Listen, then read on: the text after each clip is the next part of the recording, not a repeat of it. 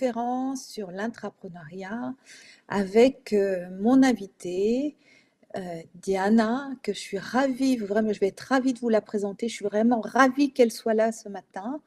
On a un très beau sujet, voilà, et sur l'intrapreneuriat, c'est autour de comment motiver et fidéliser grâce à cette voie possible. Voilà.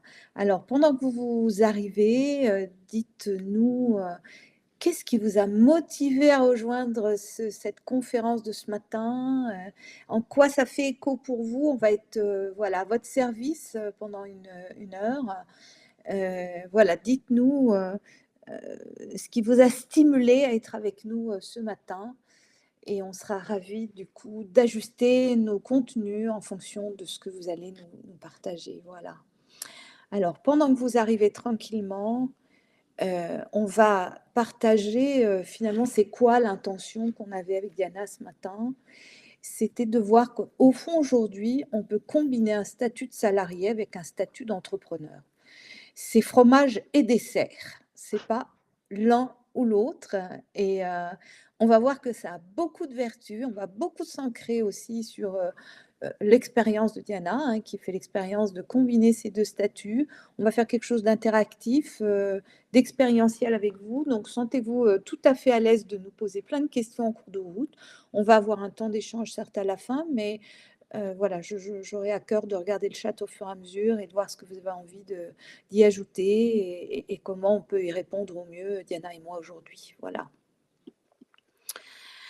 Donc, autour de cette intention, on va regarder comment est-ce que l'intrapreneuriat, ça peut être une vraie stratégie gagnante pour tout le monde, à tous égards, hein, et on va, voilà, on va essayer de vous démontrer ça ensemble ce matin. Voilà. Donc, on a posé notre intention, notre enjeu. Donc, je reviens sur ma petite question pendant que les uns et les autres, vous arrivez tranquillement. Donc, du coup, en quoi le thème de cette conférence, il fait écho avec votre problématique actuelle, votre priorité, avec ce qui compte pour vous aujourd'hui? Et puis, s'il y a une question à laquelle vous souhaitez qu'on réponde ce matin avec Diana, ce serait laquelle? Voilà.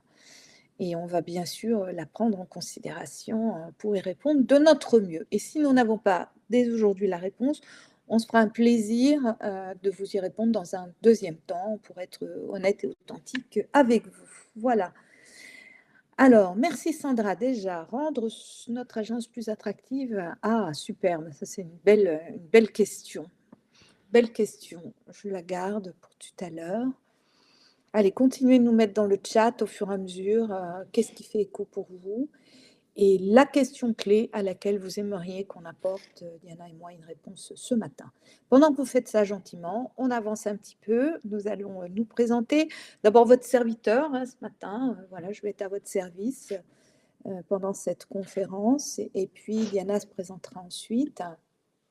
Donc, au fond, moi, ce qui me caractérise, hein, c'est que je suis une femme entrepreneur hein, depuis un bon moment, quelqu'un de très visionnaire qui aime relever des défis dans la vie. Et en même temps, je suis une grande pragmatique, donc une femme de terrain. Voilà, j'aime être dans l'action, j'aime qu'on retrousse les manches une fois qu'on a trouvé une idée force, qu'on a développé une stratégie. Voilà. Et je fais ce métier depuis longtemps. J'ai eu la chance d'accompagner beaucoup de dirigeants, du coup, autour de problématiques d'accompagnement du changement, de cohésion d'équipe, au sens large, voilà, sur les 5 continents. Et tout ceci m'a amené aussi à créer un collectif qui s'appelle le collectif Fondation Troisième Millénaire, que vraiment j'aime beaucoup ce réseau, qui est constitué de professionnels hyper compétents, engagés dans l'évolution des organisations et des modèles d'affaires, et où on travaille vraiment sur une logique d'innovation, de sens, de science, de conscience et d'expérience. Voilà, tout ça, ça fait un super cocktail. Et on fait ça dans une dimension très, très universelle. Donc, au fond, ce collectif, c'est un vrai chaudron dans lequel on vient mutualiser nos intelligences, nos compétences, voilà, pour faire émerger quels sont les modèles qui correspondent à ce troisième millénaire. Hein. On a changé de millénaire, parfois on l'a oublié, et pourtant lui nous bouscule bien aujourd'hui, et il nous demande d'apporter des réponses un peu différenciées, et ça c'est vraiment intéressant. Et c'est intéressant de le faire aussi avec des générations différentes, comme celle de Diana, la mienne qui est une autre génération, et puis toutes celles qui sont au milieu de tout ça. Voilà, un peu pour situer. Et puis, ben, je vais céder tout de suite la parole à mon invitée Diana pour qu'elle nous dise qui elle est. Super, merci Dan et bonjour à tous et à toutes. Je suis heureuse de participer à ce webinaire sur, un sujet qui me tient vraiment à cœur. Donc qui je suis en quelques mots? Je m'appelle, Diana Ravel Manansou, donc je suis d'origine malgache. Je suis actuellement ingénieure avant-vente, sur Copilot qui est l'IA générative, de Microsoft. Donc, j'accompagne les clients dans la partie implémentation technique et découverte des usages de Copilot, avant la phase de vente. Et je suis également engagée, sur un pilier que nous on appelle, mixité, chez Microsoft pour faire en sorte en fait qu'on ait, plus d'équité, d'égalité, dans la manière, dont on recrute et au sein de l'entreprise. C'est pour ça qu'on va échanger aujourd'hui et moi ça fait plus de 6 ans que je travaille dans cette entreprise. Pour l'instant je m'y plais bien, vous allez comprendre pourquoi et je serais ravie d'échanger avec vous, sur ce sujet qui me tient à cœur. Mmh. Merci Diana. Bon, vous sentez déjà, il y a de l'énergie, il y a du peps. Alors moi, c'est un truc qui est super important pour moi dans ce monde qui a tendance à être un petit peu triste, un petit peu en perte de vitesse par certains côtés. Ça fait du bien d'avoir des gens qui ont de l'enthousiasme pour ce qu'ils font. Et vous verrez que cette double posture de Diana n'y est pas étrangère non plus. Donc on a des vrais sujets de convergence avec Diana sur ces questions de l'entrepreneuriat autrement aujourd'hui. Et vous verrez que Diana l'incarne parfaitement, donc c'est vraiment génial. Voilà.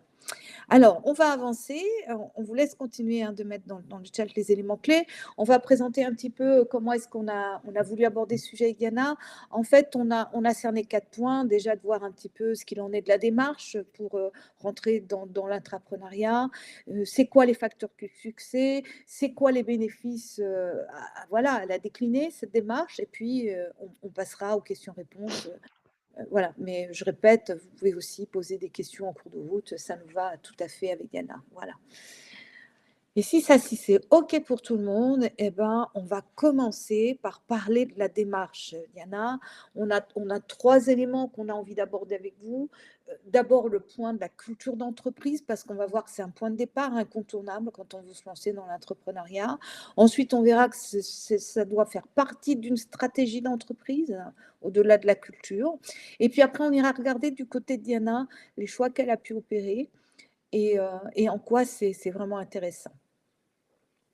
OK, merci, alors je ne sais pas comment on dit le prénom, Eberhard. OK, mais en tout cas, merci beaucoup d'avoir, ajouté des éléments que nous allons prendre en considération. Alors, on va commencer par ce premier point, Diana, sur lequel on a envie d'insister. En fait, l'intrapreneuriat, ça doit être relié à la culture d'entreprise. Effectivement. C'est également une des raisons pour laquelle j'avais choisi, cette entreprise. Moi, j'ai un profil plutôt école de commerce et je suis de la génération Y, donc plutôt millennials.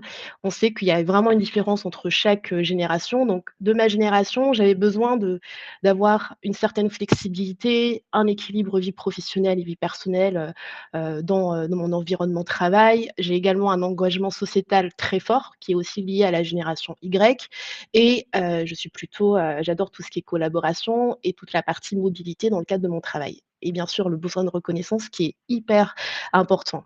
Donc ce qui est bien, c'est que quand j'ai intégré Microsoft, c'est que la culture d'entreprise était très claire. La culture de Microsoft, on a une mission qui est, donnée à chaque personne.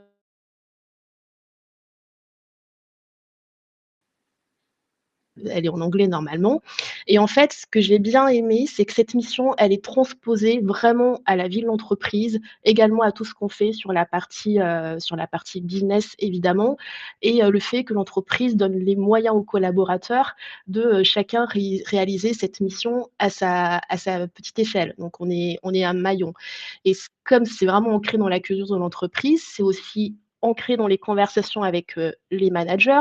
Donc nous, en général, on a une conversation, manager à peu près, tous les 3 mois avec les managers ou bien ou justement, ça fait partie des discussions. On a cette notion d'impact qui est très fort, hein, c'est lié vraiment aux entreprises, anglophones. C'est quoi notre impact, individuel? Évidemment sur la partie, business, mais c'est quoi aussi notre impact sur, la contribution au succès des autres? Comment est-ce que nous, on a pu réussir grâce à la manière dont les autres nous ont aidés? Donc on a vraiment ces 3 sources, au niveau de l'impact qui sont infusées dans notre quotidien, qui sont portées par nos managers et c'est comme ça qu'ils ont réussi aussi à le transposer, cette partie intrapreneuriat dans l'entreprise. Oui, donc vous voyez, ça démarre quand même par là. C'est-à-dire que ça ne doit pas être quelque chose d'à part si on veut réussir l'entrepreneuriat.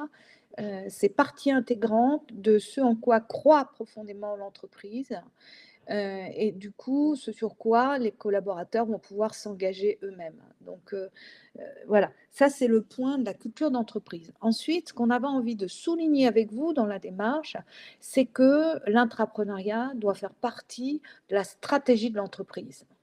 On peut aborder ce sujet-là, Diana? Oui, bien sûr. En fait, ça fait partie de la stratégie de l'entreprise. Vous allez voir aussi sur la partie bonne pratique, tout à l'heure, on a des membres du comité de direction qui portent aussi, ces valeurs-là. Ça fait partie de la stratégie d'entreprise parce qu'au final, chez Microsoft, nous, on travaille avec ce qu'on appelle les Employee Resources Group. Donc on a 6 piliers. En fait, c'est des communautés, c'est des groupes de collaborateurs qui vont travailler, sur, 6 piliers, différents. Donc il y a la partie mixité, la partie, family, comment, faire, en sorte aussi d'améliorer la vie des familles, dans le cadre de l'entreprise. Il y a la partie origine, de la diversité d'origine dans la manière dont on recrute.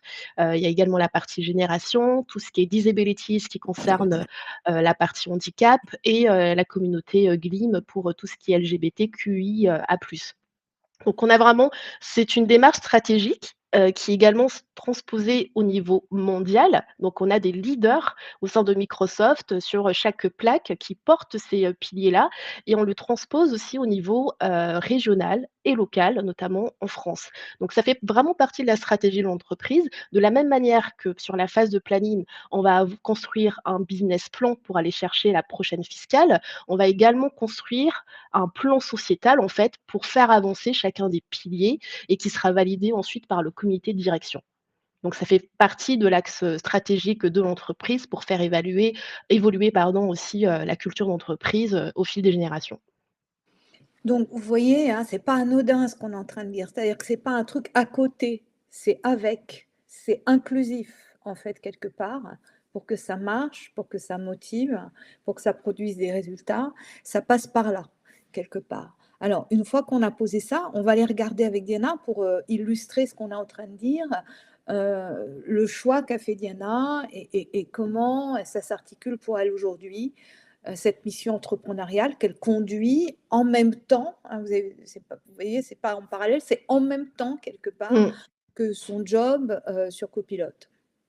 Oui, ce qu'il faut aussi comprendre, c'est que c'est pas une obligation, la mission, entrepreneuriale. C'est le choix de chacun. C'est abordé dans les, conversations avec, les managers à peu près tous les 3 mois sur qu'est-ce qu'on fait sur, ces parties-là, mais c'est pas une obligation. C'est vraiment à chacun de s'engager selon son temps libre, selon aussi, ses contraintes personnelles ou professionnelles. C'est libre à chacun de s'engager. Donc, nous, sur le pilier mixité, on est à peu près une quarantaine de personnes. Évidemment, j'aurais pu m'engager sur tous les autres piliers, mais comme j'ai quand même aussi mon travail, à côté, j'ai préféré plutôt m'investir pour celui-là parce que c'est celui qui me parlait le plus et c'est celui où, sur lequel j'ai aussi des précédentes expériences personnelles et professionnelles, qui m'avaient le plus touchée.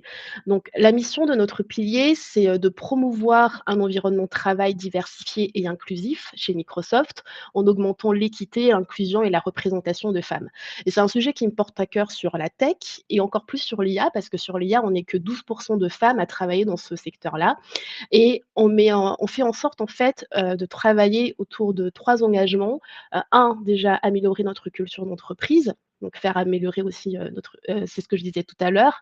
2, favoriser, la démarche d'un recrutement inclusif au niveau de l'externe, mais aussi favoriser aussi, justement les changements de job en interne, notamment des femmes.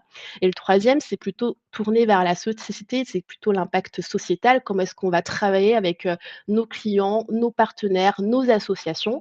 Parce que pour avoir plus de femmes dans la tech aujourd'hui, il faut changer la mentalité sur toute la chaîne. Ça commence également sur l'éducation des enfants, l'éducation à l'école et cetera. Donc c'est un enchaînement de choses, il y a beaucoup de choses à faire.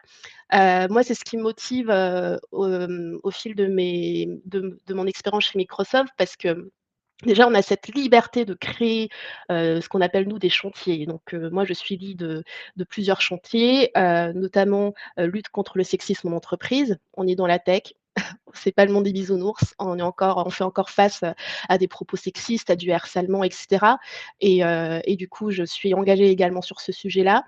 Il y a un autre sujet qui me porte à cœur, c'est la création, d'un programme, de mentoring et de coaching pour, les femmes chez Microsoft pour travailler dans l'intelligence artificielle. Donc je vous disais qu'on n'était que 12 de femmes en France. Chez Microsoft, on est à peu près ce même nombre, donc il faut également, favoriser les mouvements internes et donner également les compétences à ces jeunes femmes. Et après, il y a également tout ce qu'on fait au niveau national. On a un plan national qui s'appelle Avulia où notre engagement, c'est d'aller former les entreprises, françaises, mais également, les, Français à l'intelligence artificielle. Donc il y a vraiment plusieurs choses sur lesquelles on peut s'engager et au final, c'est libre à chacun, en fonction de son temps, de, s'engager sur telle ou telle partie, et c'est vrai que c'est un peu que Dan, a un deuxième un 2e boulot. Moi, je passe à peu près, 3 heures par semaine sur ces sujets-là, mais je suis contente, à la fin de la fiscale parce qu'on a également cette notion de mesure de l'impact que je vous disais tout à l'heure, de pouvoir mesurer comment j'ai impacté à mon échelle, l'entreprise ou la société sur ces sujets-là. Alors, ce que dit là Diana est très important. Moi, je suis en lien avec beaucoup de dirigeants aujourd'hui, d'autres pairs, donc du coup, et la question qui me pose très souvent, c'est, mais comment, je peux recruter, cette jeune génération et comment, je peux ensuite la fidéliser parce que j'ai beaucoup, beaucoup de difficultés avec ça.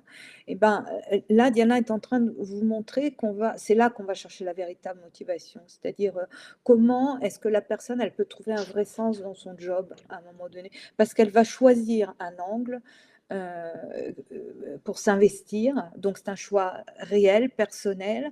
On lui donne du temps pour faire ça, on lui donne la capacité, des moyens aussi pour développer ça et ça va être valorisé. Je pense que là, on va y venir juste après sur les facteurs clés de succès, mais là, on est en train déjà de commencer à dévoiler au travers de l'expérience de Diana, en quoi ça peut être un outil de motivation assez exceptionnel, voilà.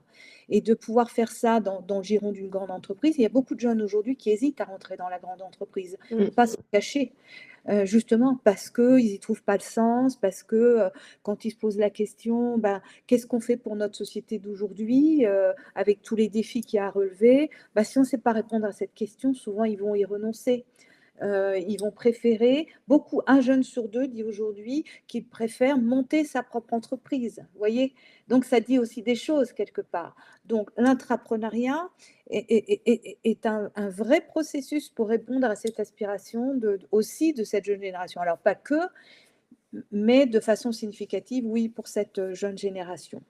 Donc du coup, merci Diana de nous avoir partagé ça. Ça nous fait tout de suite le lien avec, du coup, c'est quoi les facteurs clés de succès de l'intrapreneuriat?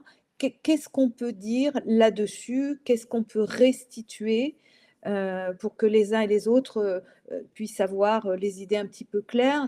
Nous, on a essayé de cerner en fait des têtes de chapitre autour de ça. Mmh.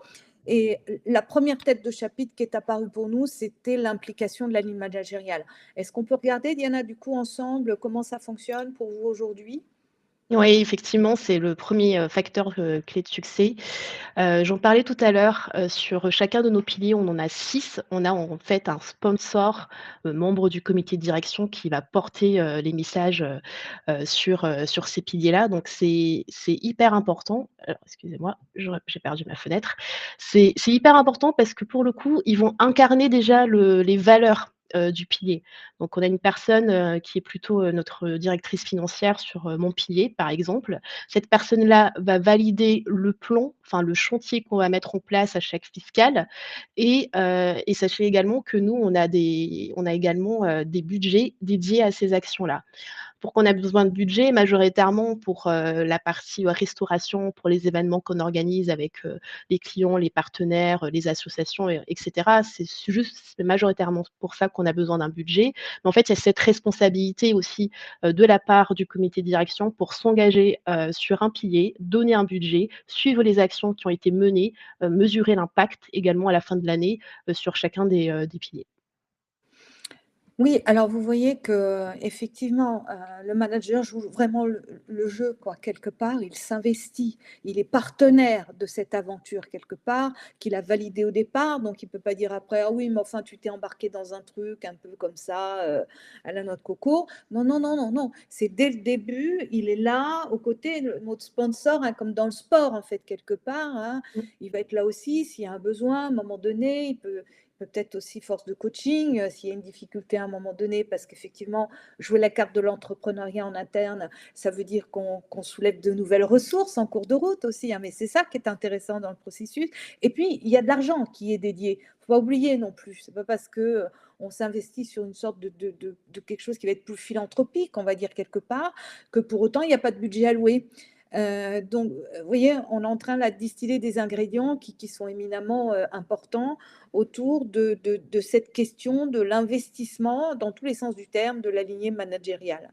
Alors, on a une deuxième tête de chapitre hein, qu'on a cernée ensemble, que Diana a commencé à évoquer tout à l'heure, qui est la question de mesurer l'impact de ce que l'on fait, de la contribution concrète que l'on a au travers de l'action qu'on a choisi de mener.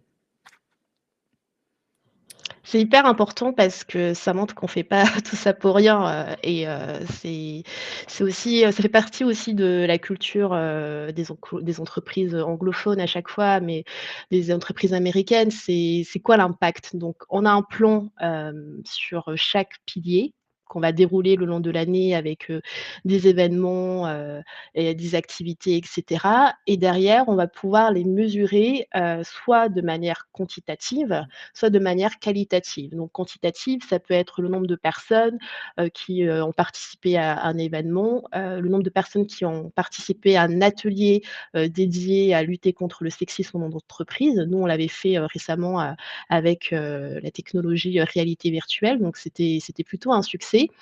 Le nombre d'hommes aussi, on le regarde parce qu'on a besoin des alliés, en fait, sur la partie mixité. Ça peut pas être un combat de femmes uniquement, on a besoin des alliés hommes pour, faire aussi avancer les choses. Donc on regarde aussi cette partie-là, et au niveau des impacts, plutôt, qualitatifs, on va recueillir, les feedbacks, enfin les retours, des participants, la manière dont le programme, enfin nos programmes, nous on a 2 programmes en interne qu'on a développés. C'est le premier, c'est Cyberwomen, donc avoir plus de femmes dans la cybersécurité chez Microsoft, et le deuxième, c'est Microsoft Women in AI, donc avoir plus, de femmes dans l'intelligence artificielle.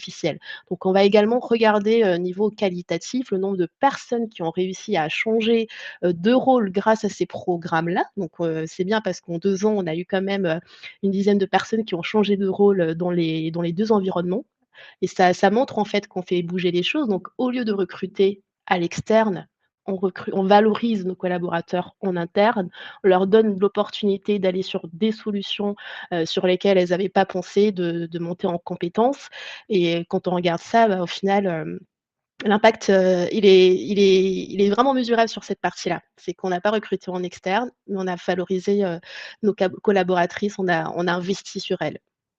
Vous voyez, ça c'est magnifique quand même quelque part, parce qu'on joue sur plusieurs tableaux à la fois quand on fait ça, hein. Quelque part, il y a un impact quantitatif, certes, mais aussi très qualitatif. Ça fait bouger les lignes dans une société. C'est génial quand même. Et quand un jeune est aux commandes d'un projet comme ça, autant vous dire que ça booste, hein, ça met de l'énergie dans la machine, hein, quelque part, hein. De se dire, waouh, bah, ce que j'ai fait, ça a permis de, point, point, point. Et du coup, on a de quoi en être fier hein, à l'arrivée. Et moi, je ne peux que voilà, encourager ce point, d'avoir l'audace aussi de se dire ben, comment est-ce qu'on va mesurer euh, la qualité de ce qu'on est en train de mettre en œuvre, parce que ça va aussi continuer de nous enrichir, nous donner de nouvelles pistes pour la suite, hein. Voilà, mais ça, je vous en reparlerai parce que c'est un sujet, moi, qui me tient à cœur. Parce que si on n'est pas capable de mettre en avant ce qu'on a produit à un moment donné, bah, au bout d'un moment, ça va s'essouffler nécessairement, hein. Donc, Mmh. voilà. Donc, la mesure de l'impact et de notre contribution sous des angles très, très différents, hein, social, sociétal, etc., etc. Alors, ensuite, on a un troisième tête de chapitre hein, qu'on a cerné avec Diana, qui est plutôt celui-ci de l'ordre de la reconnaissance, reconnaître le travail qui a été entrepris, réalisé. Et du coup, c'est intéressant, Diana, que vous expliquiez comment ça se pratique chez Microsoft pour vous. Oui. La première forme de reconnaissance déjà, c'est lors des entretiens avec, les managers qu'on fait à peu près tous les 3 mois donc ces sujets-là sont abordés, ils sont abordés dans la discussion. On a vraiment un chapitre dédié à toute la partie diversité et inclusion. Qu'est-ce qu'on a fait pour, contribuer au succès des autres et cetera? Donc il y a déjà cette forme de valorisation parce qu'au-delà de notre quotidien sur la partie, business, on a également cette forme de valorisation de nos actions qu'on fait, pour favoriser la culture d'entreprise. Ensuite, on va également avoir la reconnaissance de nos pairs. Nous, on a à peu près, une réunion de notre pilier une fois par mois où on présente tout ce qu'on a fait. Donc on a également cette reconnaissance de nos pairs. Enfin, il y a la reconnaissance au niveau, filial. On a des awards, des trophées, chez nous, pour, justement valoriser les actions, de ce que les personnes ont pu faire sur l'année. L'année dernière, j'ai gagné justement ce trophée-là, sur, la partie, on a 4 trophées donc j'ai gagné le trophée sur la partie Employer Our People. Le fait d'avoir cette forme de reconnaissance au niveau de la filiale, ça nous booste encore plus parce qu'on se dit que tout ce qu'on a fait au final, a eu un impact sur plusieurs personnes et c'est un système de vote et c'est Mmh. ça, c'est des votes qu'on des personnes qu'on connaît pas forcément, avec qui on collabore pas au quotidien. Mais c'est Mmh. hyper important aussi pour, la génération, Y et Z d'avoir Mmh. cette forme de reconnaissance. C'est également, une forme d'engagement envers l'entreprise qu'il faut pas Ouais. négliger. C'est très important. On est dans une génération qui est habituée aux likes, aux commentaires, et qui est très en demande de cette reconnaissance.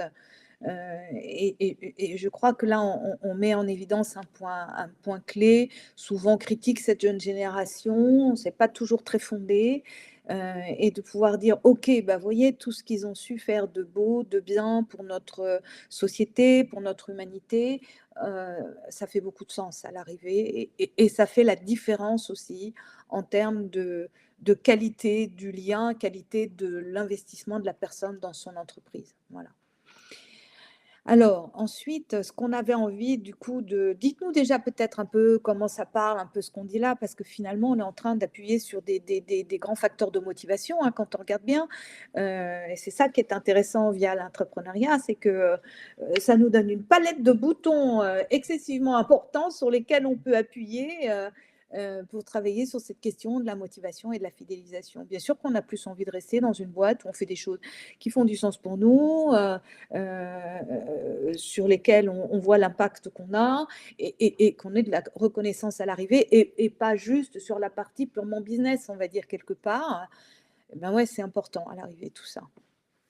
Alors, vous pouvez nous commenter peut-être un petit peu dans le chat pour nous dire comment ça parle pour vous, comment ça résonne, ce qu'on est en train de dire là.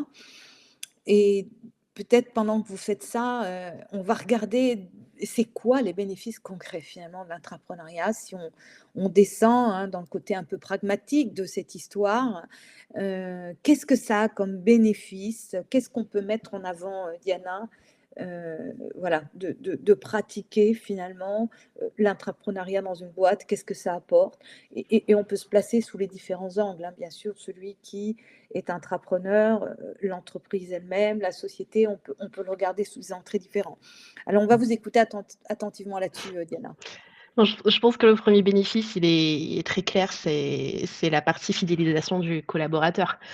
Parce Mmh. qu'on s'engage sur des chantiers, on se reconnaît dans les valeurs de l'entreprise. Mmh. Du coup, bien sûr, au-delà du salaire, enfin, c'est hyper important, d'avoir envie de s'engager aussi pour d'autres choses. On voit notre impact au quotidien et c'est la Mmh. même chose aussi qu'on veut, transmettre, avec, nos programmes. C'est au lieu de Mmh. recruter à l'externe, on leur donne les moyens, c'est Mmh. valoriser, de changer de solution et c'est valorisé par l'entreprise. C'est comme moi, je viens d'une école de commerce, on m'a donné les clés pour Mmh. passer sur un rôle d'ingénieur et Mmh. et là, du coup, je suis reconnaissante parce que c'est très compliqué, surtout dans un marché très francophone, de, Mmh. faire, ce mouvement-là. Donc il y a cette partie fidélisation du collaborateur, mais un autre bénéfice aussi, c'est que, on va développer les compétences, des collaborateurs qui sont pas forcément, entrepreneurs dans l'âme. On va leur confier des projets, qui du coup qui les animent. Ils vont découvrir un peu toute cette partie entre intrapreneuriat, en travaillant avec des associations, en gérant le budget et cetera. Donc on développe au final aussi, des nouvelles compétences. Donc pour un profil plutôt ingénieur qui n'a pas eu, de formation, sur la gestion d'entreprise par exemple, grâce à l'intrapreneuriat, à nos piliers, à nos chantiers, il va pouvoir développer d'autres compétences pour après, aussi postuler sur, d'autres types, de rôles. Donc ça aussi, c'est hyper important parce que ça nous permet aussi, de développer les compétences de collaborateurs et après, il y a bien sûr, il y a toute la partie impact sociétal que vous pouvez voir en externe. On va travailler avec les associations, mais c'est voir Mmh. aussi à notre échelle comment est-ce qu'on peut aider, notre société, la société française à Mmh. s'améliorer sur plusieurs points. Nous, c'est majoritairement sur l'intelligence artificielle de mon côté, avoir plus de femmes dans l'intelligence artificielle. Donc on va s'engager aussi auprès, des écoles, on va s'engager auprès des associations comme Elle bouge pour, faire découvrir nos métiers aux jeunes filles. On va également, mentorer des filles qui sont au lycée avec, d'autres programmes. On va faire des formations dans les universités, les écoles de commerce, les écoles d'ingénieurs. Donc on touche quand même à plusieurs, parties de la société et c'est ça qui est très valorisant. C'est que d'avoir cet engagement sociétal très fort et au final ça je pense que vous le voyez, ça valorise l'image de l'entreprise, hein. C'est le sujet d'actualité, du moment. Bah, clairement, hein, c'est ce qu'on appelle la marque employeur par ailleurs, hein. Ça donne une vraie visibilité, à l'interne, à l'externe, ça en puissance les personnes qui sont à l'intérieur. Ça donne la chance à certaines personnes qui peut-être se seraient jamais lancées dans une forme d'entrepreneuriat aussi parce que ça sécurise. En même temps, ça fait, développer des nouvelles ressources à l'intérieur de la structure.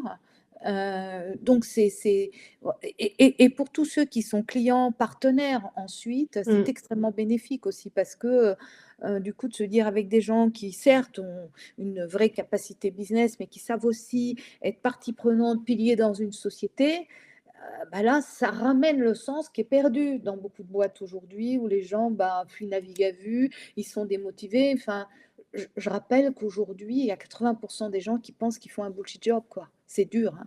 C'est quand même très, très dur, de se lever le matin en se disant: «Bah, ce que je fais, ça sert à rien, quoi, in fine, hein. mmh. Ça n'a pas d'intérêt, ça n'a pas de valeur». Donc du coup, voilà, on vient chercher tout ça et j'aimais beaucoup ce que vous disiez, Diana, quand on a préparé, c'est qu'en fait, cette sensation aussi que vous préparez le terrain pour les prochaines générations. Oui. Vous pourriez nous dire ça? Moi, je c'est quelque chose qui m'a touchée, que j'ai trouvé très, très beau. Oui, bah, effectivement, enfin, c'est un combat de longue haleine, hein, la mixité, je prends l'exemple de la tech, mais ça peut être également, d'autres secteurs, mais ça Mmh. ouvre les voies, en fait et quand je vois déjà nos générations d'alternantes qui arrivent chez Microsoft avec un certain, confort, parce qu'il y a Mmh. moins de sexisme, de propos sexistes et cetera. C'est qu'on Mmh. a chaque génération a fait changer les choses et c'est ça qui est génial, c'est que le jour où j'aurai des enfants, des filles, je serai très contente qu'elles arrivent dans un environnement entreprise où c'est sain, Mmh. où elles vont pouvoir se développer, en toute sécurité. C'est hyper important. Donc à chaque génération, c'est comme également les engagements des féministes, on met une petite pierre à l'édifice, mais qui va nous permettre du coup de gravir les échelons et ça, c'est hyper important. C'est qu'on le fait pas que pour nous, on le fait aussi pour la prochaine génération. Comme nos générations précédentes, on se sont battues aussi, pour nous, pour qu'on puisse travailler, avoir notre propre compte bancaire, aller en école d'ingénieur et cetera. Vous voyez, c'est beau parce que souvent on dit que cette jeune génération est très individualiste, se fout du lendemain et finalement quand on creuse un peu, c'est pas ça l'histoire. C'est peut-être qu'on s'y prend pas bien à un moment donné avec cette génération qui a aussi, des compétences, qui est quand même bien formée pour beaucoup de choses aujourd'hui et puis qui a de l'énergie quoi, à revendre quelque part. Donc offrons-leur des espaces où ils vont pouvoir, canaliser cette énergie pour faire des choses qui sont importantes pour eux et pour notre société d'aujourd'hui. Voilà, et puis je trouve que Diana vraiment le porte à merveille, donc vous voyez, c'est réjouissant. Je trouve que ça Mmh. met un peu de fraîcheur quelque part dans notre monde, dans notre civilisation, de pouvoir arriver à se connecter, à mieux se comprendre et faire des choses intelligentes, ensemble. Sandra, il y avait une très belle question de rendre votre intelligence plus attractive par rapport à la concurrence. Est-ce que vous pourriez nous mettre un peu plus dans le chat, du coup, à l'aune déjà de ce qu'on a partagé? Qu'est-ce que ça a pu avancer dans cette réflexion de rendre l'agence plus attractive? Qu'est-ce que ça a pu faire évoluer? Et qu'est-ce qu'il y aurait comme question peut-être complémentaire au stade où on en est de notre échange d'aujourd'hui? Sandra, on est très preneur voilà, d'informations là-dessus. Et puis, tout à l'heure, il y avait quelqu'un qui disait, bah voilà, un bel exemple de motivation via la mise en responsabilité choisie.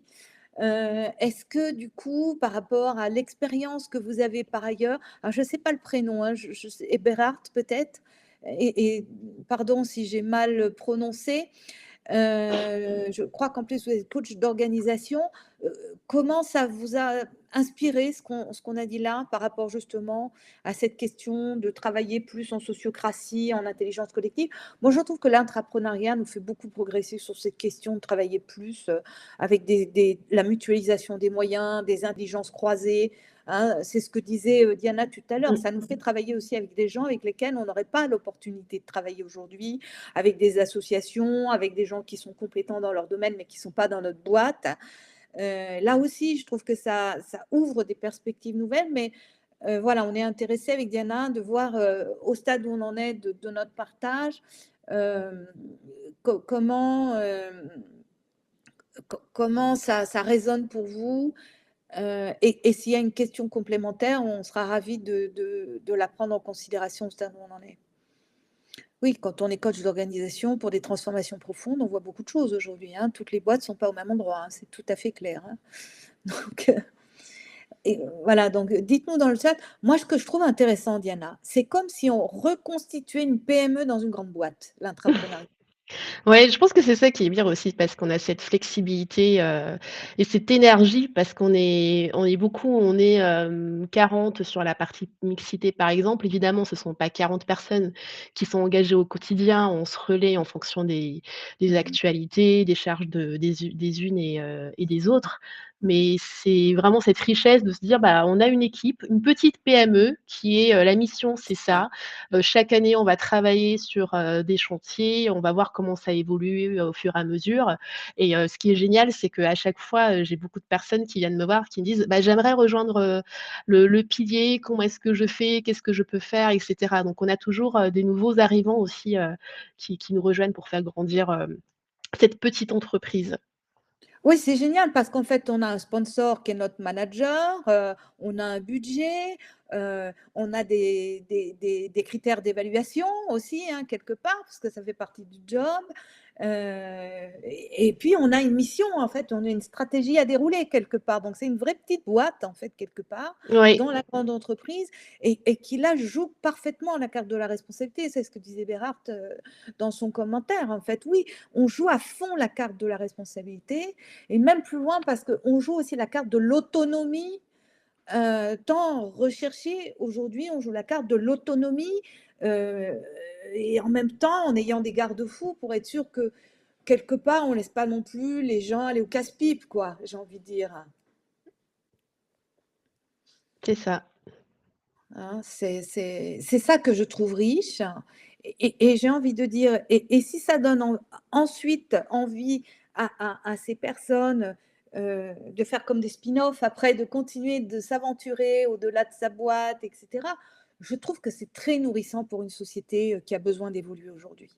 On le voit bien, on a des modèles qui sont quand même écornés, assez obsolète aujourd'hui. Et ça fait partie, selon moi, des réflexions intéressantes qu'on peut conduire ensemble pour voilà, trouver des réponses à comment est-ce qu'on fait dans ce monde complexe de polycrise pour garder de la compétence, de la motivation, de la fidélisation. Parce que du coup, ce que disait aussi Diana, c'est que ça stimule l'engagement. Tout le monde dit qu'il n'y a pas d'engagement dans notre société, mais comment est-ce qu'on s'y prend aussi? Peut-être, là, on ouvre une piste, en fait, avec l'intrapreneuriat. Je pense que Diana en est l'illustration, en fait. Diana se sent extrêmement engagée dans son entreprise. si je ne m'abuse, Diana. C'est Oui, quand tout même à fait. hein?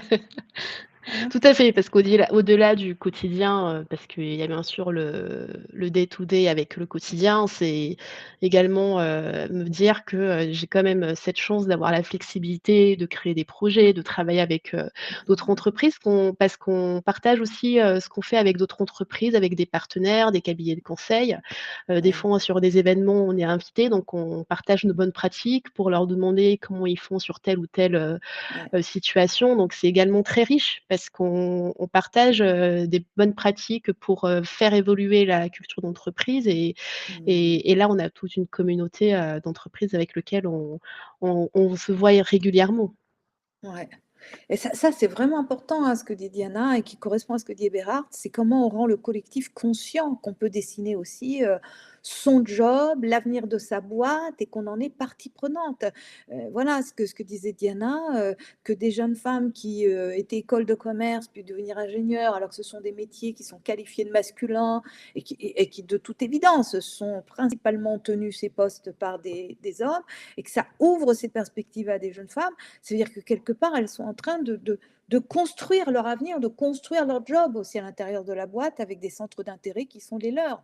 Et oui, Eberhard, je trouve que c'est intéressant parce que l'intrapreneuriat vient recréer du collectif sur la base du volontariat, parce qu'on est volontaire, hein, Diana, pour se lancer dans cette aventure de l'intrapreneuriat. Et en même temps, on va pas être tout seul. On va travailler avec d'autres. On va avoir du soutien, de la reconnaissance et tout ce dont parle finalement l'intelligence collective. Hein. Et avec ces ateliers de retour d'expérience auxquels moi je suis profondément attachée, dans une société, on partage très peu nos expériences et encore moins l'analyse de nos expériences pour pouvoir progresser ensemble, quoi.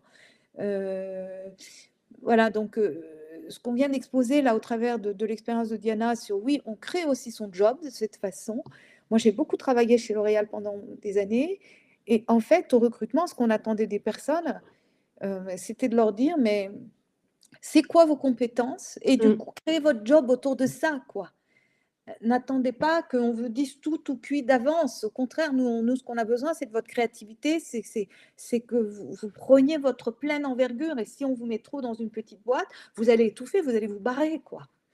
Et ça, je trouve que c'est maintenant d'aller chercher ces ressources pour se redéfinir et redéfinir le monde dans lequel on vit aujourd'hui pour nous et les générations futures. Et j'aime beaucoup cette idée de Diana, moi qui me tient à cœur aussi, de penser à la suite. Et voilà. Et Eberhard dit quelque chose, ouais, moi j'y étais, voilà. Moi c'est ce que je sens chez Diana, j'y étais, j'en ai fait partie de ces femmes qui ont contribué à ce qu'il y ait plus de femmes ingénieures, à ce que la mixité, ça prenne une tournure concrète. Vous voyez, c'est pas juste on est un porte-drapeau, on le vit quoi quelque part. Et c'est vrai de j'y étais. Moi ça me parle Eberhard parce que moi je suis un peu plus âgée que Diana. Maintenant je suis grand-maman. Et tout ce que je fais aujourd'hui, je le pense beaucoup aussi en lien avec ma petite fille. Et qu'est-ce qu'on va leur laisser? Mmh. Qu'est-ce qu'on va transmettre? Qu'est-ce qu'on va donner à ces générations futures qui sont pleines de capacités, hein? Moi, j'ai beaucoup d'admiration aussi pour ces nouvelles générations qui arrivent. Et j'ai envie voilà, de me dire, mais j'y étais aussi dans la transformation de nos entreprises qui ont besoin, de notre monde qui a besoin aussi de plus de respiration, pour retrouver de l'engagement. Moi, je crois que on n'est pas fâché avec l'engagement, on est fâché avec la méthode aujourd'hui par laquelle on s'y prend pour que les gens puissent s'impliquer. Voilà.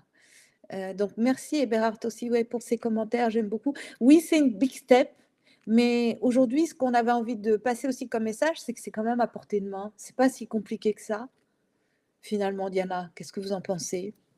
Non, non, c'est vraiment pas, si compliqué que ça. C'est effectivement qu'il faut que ça soit un engagement, porté par le comité de direction, que ça redescende bien au niveau des managers, et après au niveau des collaborateurs, c'est leur donner la liberté parce qu'au final, c'est Mmh, la liberté de chacun de mmh, s'engager pour une cause qui leur tienne à cœur et c'est mmh. que du plus pour l'entreprise, derrière. Ouais, c'est ça. Et c'est pour ça qu'en fait, ce qu'on se disait avec Diana, c'est vraiment une stratégie gagnant-gagnante pour tout le monde.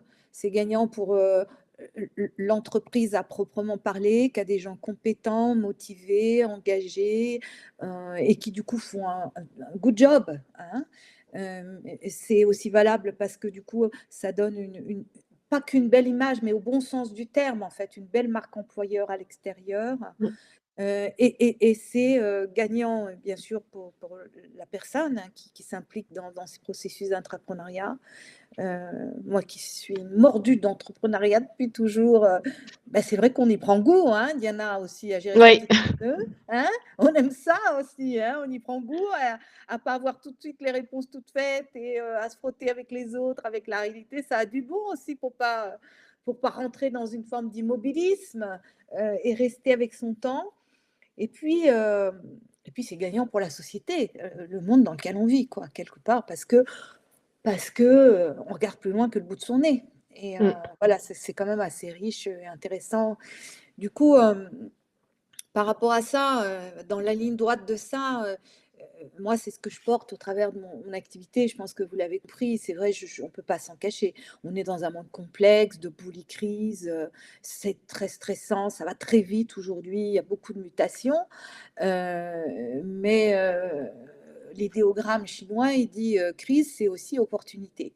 Et moi, ce que je regarde aujourd'hui, c'est le côté opportunité. Où sont les opportunités et comment est-ce qu'on peut les relever ensemble, ces défis actuels, en mobilisant nos énergies justement dans une direction qui est stimulante et motivante, voilà.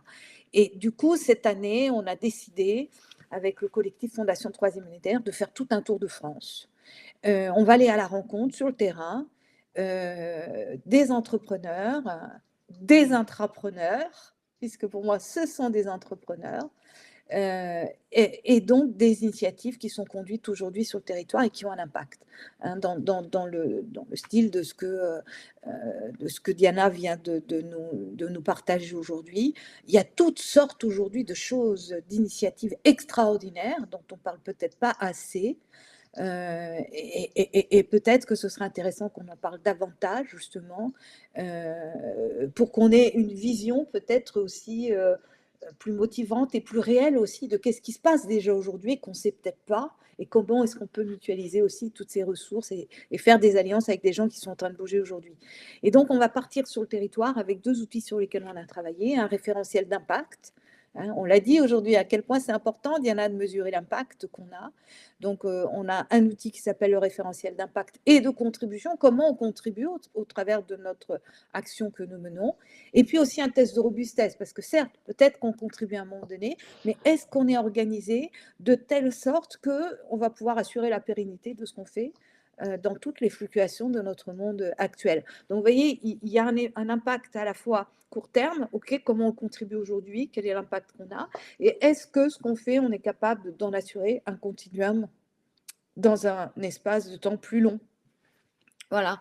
Donc du coup, voilà, c'est une proposition qu'on vous fait.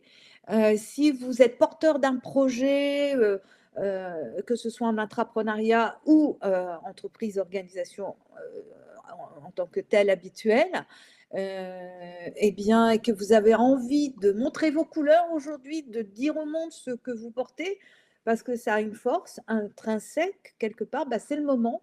Manifestez-vous. On est en train de finaliser donc les gens que nous allons filmer, interviewer sur le territoire. On va faire tout le tour de France, hein, donc où que vous soyez, eh bien, c'est possible de faire partie de cette tournée.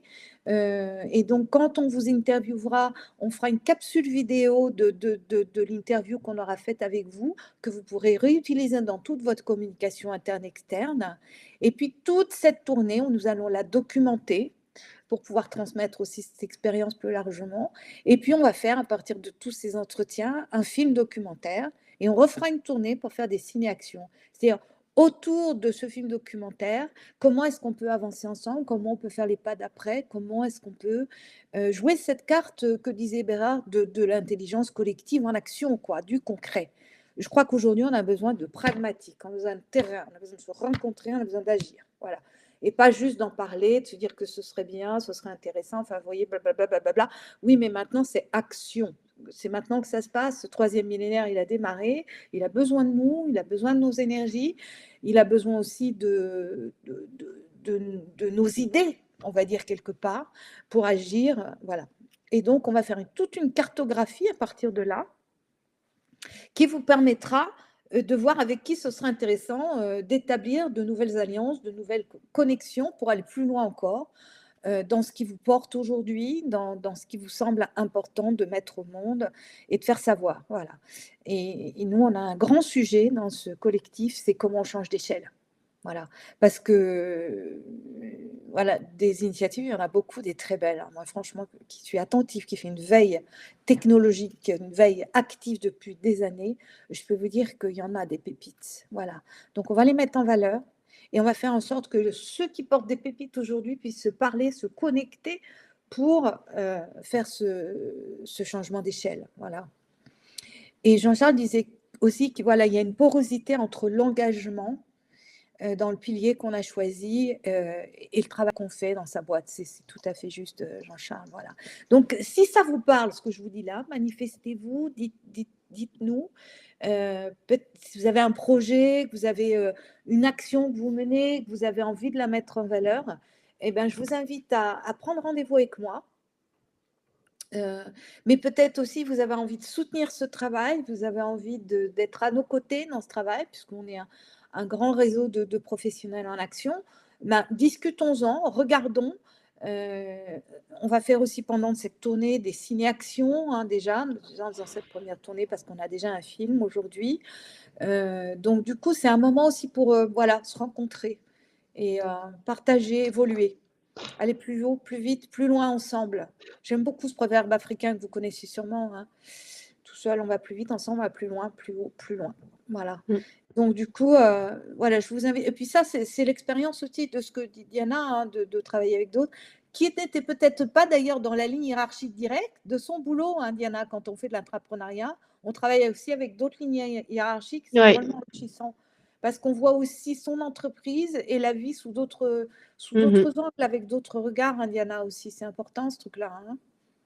Non, c'est hyper important et nous, on est nombreux, on est 2000 en France, donc Ouais, rencontrer d'autres personnes, d'autres entités sur d'autres technologies, c'est très enrichissant parce que ça nous permet aussi de découvrir d'autres métiers. ouais, c'est ça. C'est ça. Ça en puissance. La personne et son entreprise et le monde.